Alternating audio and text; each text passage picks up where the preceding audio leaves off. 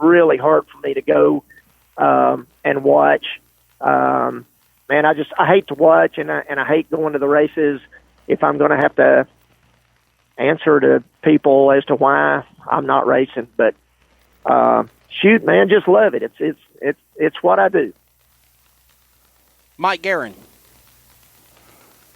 And do it well, you do, Ronnie. It was I met Ronnie last year, Wesley, just like Matt through the Topless Outlaws.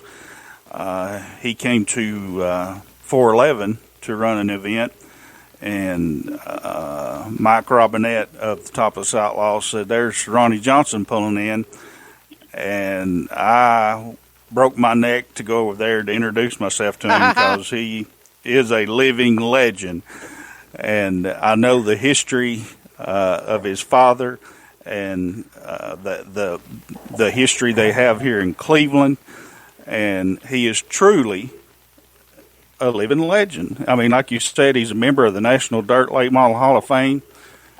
He won the 1994 Dirt Track World Championship. Yeah. I mean, several accolades. Three-time Crate Racing USA at the time, Neesmith Dirt Late Model Series champion, two-time Chevrolet Performance Super Late Model Series champion. He ran in the Star Series. He ran in the Have a Tampa Tour. I mean, my goodness, you've been in racing a long time, Flash.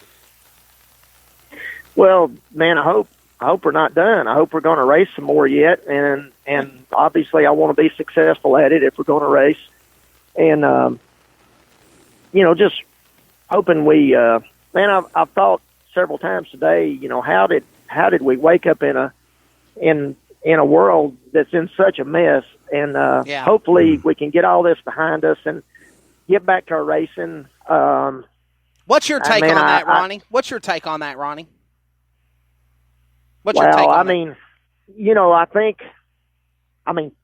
Personally, I've not been. How do you say this? I've not seen or been involved with a single person yet that's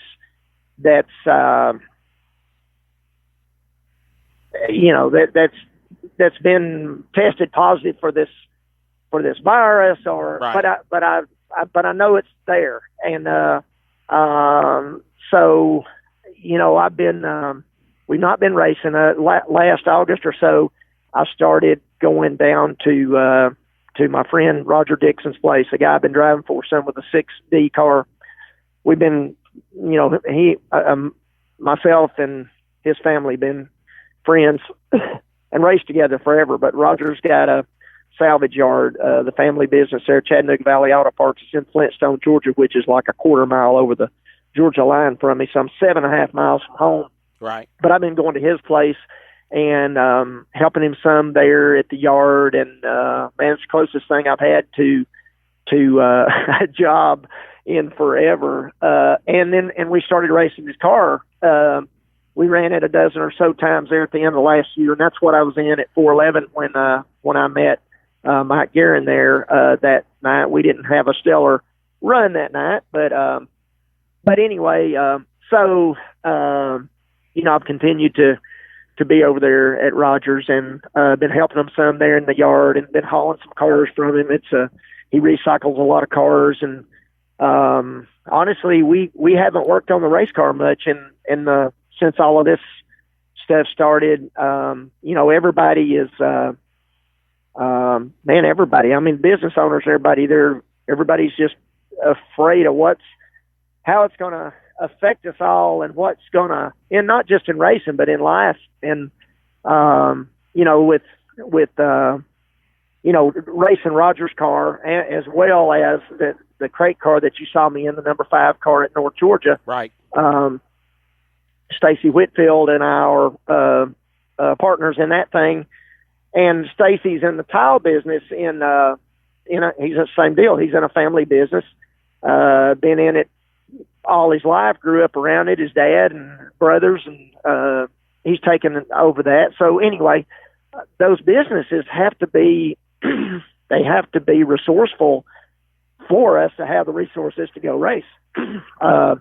So everybody's worried about all that. So it would be disrespectful to say that this thing is not real or it's a hoax or it's political or whatever. It'd be disrespectful to the ones that have, met with this thing firsthand. For sure. And so all we can do is try to carry on with our lives as best we can and work on those cars, try to get them ready, and hopefully when this thing turns around, whenever it does, maybe we can get back to racing. I personally am afraid that our world has been changed, our racing world, and our personal world has been changed for a while. So all we can do is get up every day and do the best we can,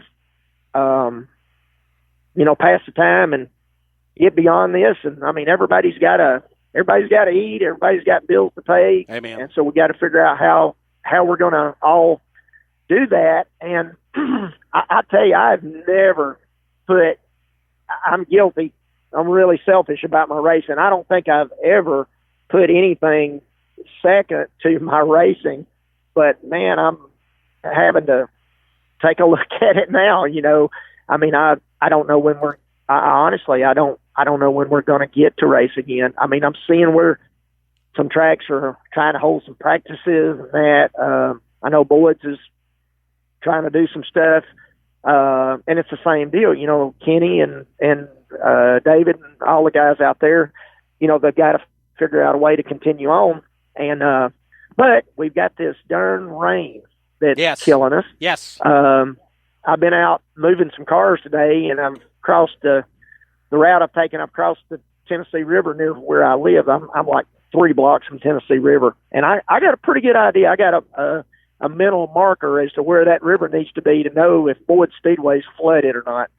And told my wife today, I said, Boyd's has got some practices scheduled. And I said, man, that river, I don't know, they may have a problem. And so I just saw on Facebook a while ago that they're flooded, and they're going to have to postpone that deal until Saturday. So hopefully it'll be down by then. And, we're all we're all passionate about the sport. And so, we're going to talk about it until we're going to get our cars ready. And we're going to talk about it until we can go race again. And, I don't know what else to say about it. Ronnie, I know you're a spiritual guy like I am. We've talked about this before at the races.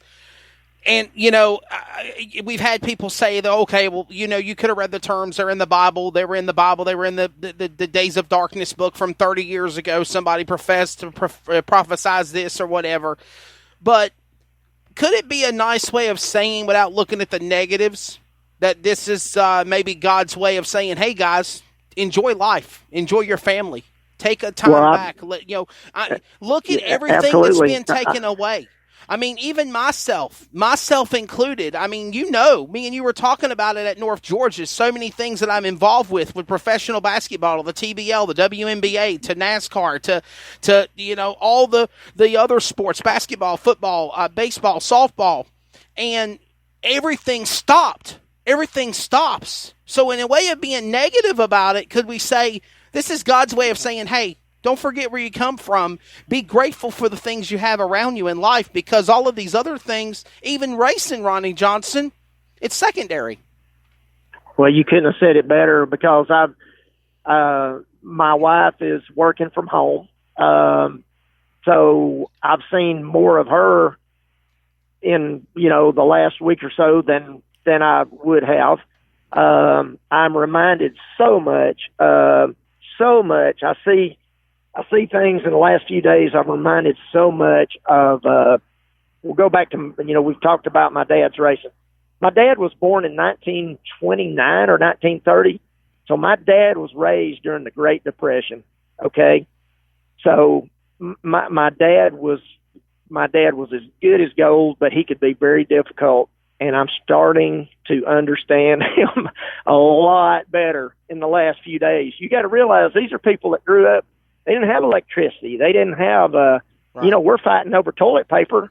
My mother's, hey, this is a fact. My mother's parents lived, I've got a really interesting story about my parents. My dad was born in Cowpen, South Carolina. Okay, right there where Barry Wright is. That's where he was born. My family on my dad's side was from Spartanburg, the Spartanburg area. So when I used to race for Barry Wright, I'm over there. You know, it's funny how things go around. My mom moved to Chattanooga from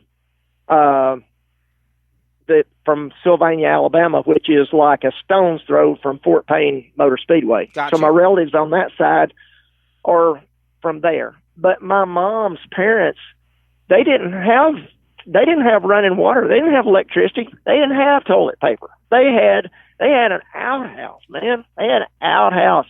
They had, you know, there's jokes about the corn cobs and that, but seriously, I used to, as a child, I'd go visit my grandparents in Alabama. They had an outhouse.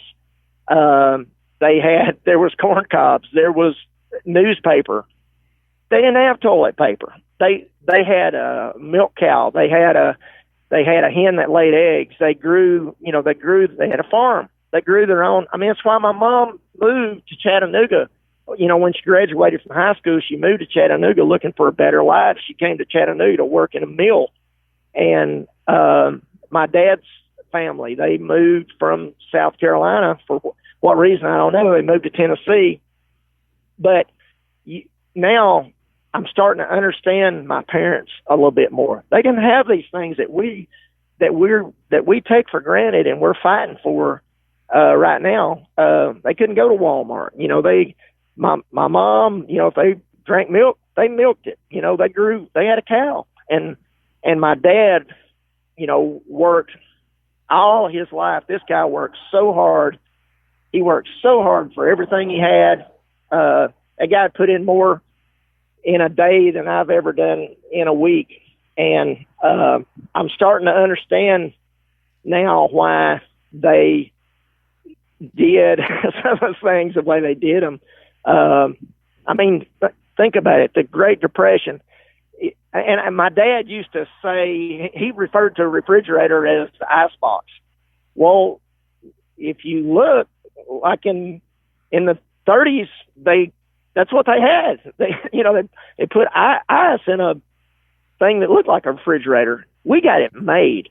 And racing is definitely a passion for me and for a lot of us, but it is a privilege. It is not. And I learned that the first glimpse that I had that racing was a privilege was, I mean, I'm 64, so I'm going to go back.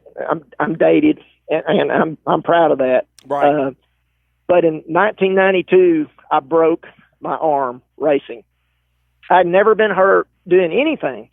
I broke my arm racing, broke both bones in my left arm, had surgery, I still carry plates and screws and stuff in there, but it was at that point that I realized that this sport that I love, this thing that possessed me, could be taken away from me. It was not, nobody owed me the fact that I raced. I just happened to grow up around it because my dad raced, but that's when I realized that it was a privilege. It was not anything that was owed to me. It was not anything that I deserved. And because of that setback, it made me a better racer. I mean, if you look back to, I ran good. We won races, but that happened in mid-92. We finished out 92 with a bang. 93, 94. Those were huge years, but the timing was right. I was at the time I was involved with the Miller family, Bob and Barb Miller, and their 4 girls, Miller Brothers Construction and Miller Brothers Coal. I had backing. I had what I needed. Heck, at the time I didn't realize what I had. Again, just like this, I didn't realize what I had. I didn't realize the resources I had until, I think we raced together for 5 or 7 years until after that kind of played out. And it was after that I realized, what a blessing I'd had to be, taken in by that family to race. But yeah, all of this is you know, we're